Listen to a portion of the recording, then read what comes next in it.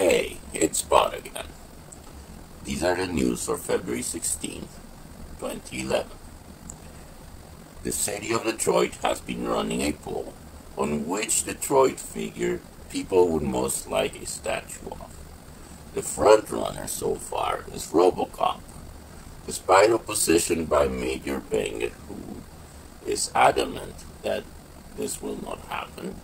It looks like it actually could, because private donors have come up with $50,000 so far in order to build such a statue. They will continue to raise funds until March 30 so they can make the statue as big and as awesome as possible. Badass. CNN is running an informal poll on their site. They asked, is citizenship a birthright? So far, the yeas have it with 55%.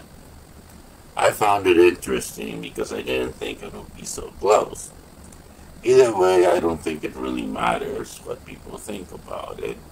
Changing this, the 14th Amendment, it would take an amendment to the Constitution.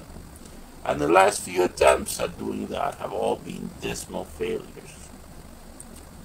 Rihanna is being sued for plagiarism by photographer David LaChapelle. LaChapelle claims that the aesthetic on her S&M video is based on his work. I disagree. I think that whenever your aesthetic theme is S&M fetishism, there's only so much you can do without touching on other people's work. I think there are many other artists that could claim even more of a similarity to their photographs or videos than LaChapelle.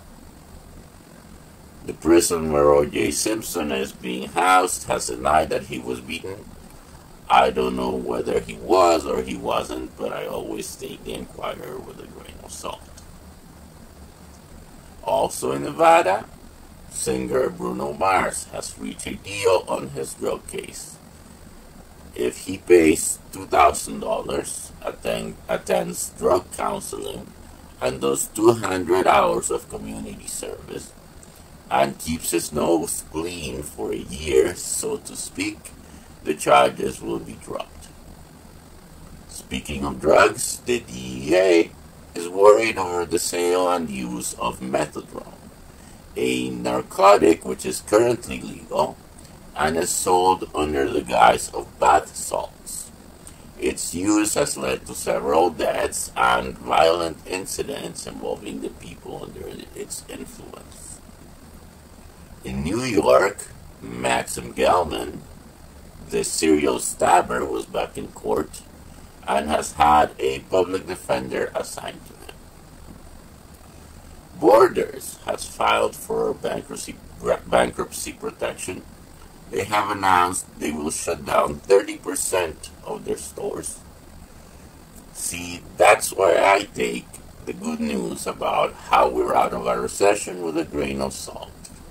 Without job creation, there will not be sustained economic growth.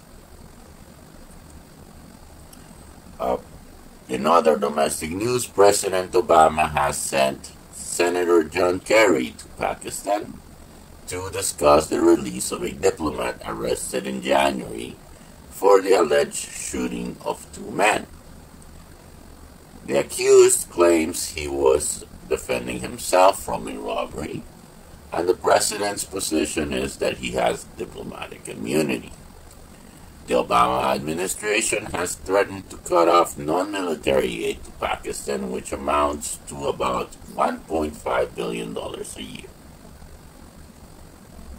Speaking of diplomatic relations, the U.S. and Argentina are at odds over the contents of a U.S. cargo plane which was bringing supplies for a hostage rescue course for Argentinian personnel, but contained more weapons than it should have.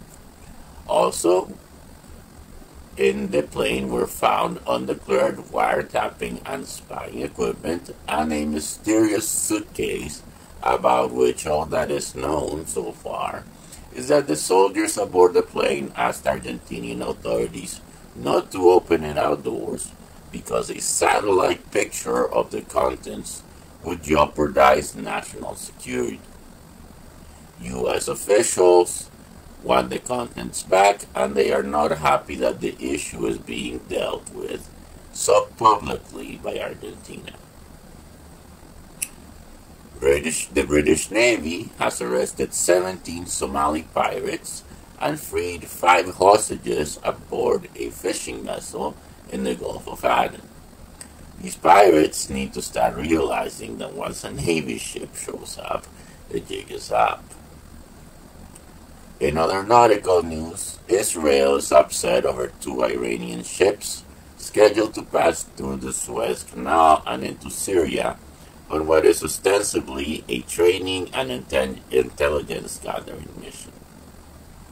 Also on the high seas, Japan has suspended its whaling efforts for now due to interference from anti-whaling activists.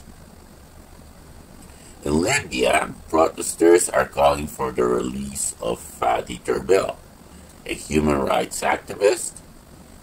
Government officials are dismissive of the protests, saying that it's just a bunch of people fighting in the streets, and they have even organized their own pro-Gaddafi protests.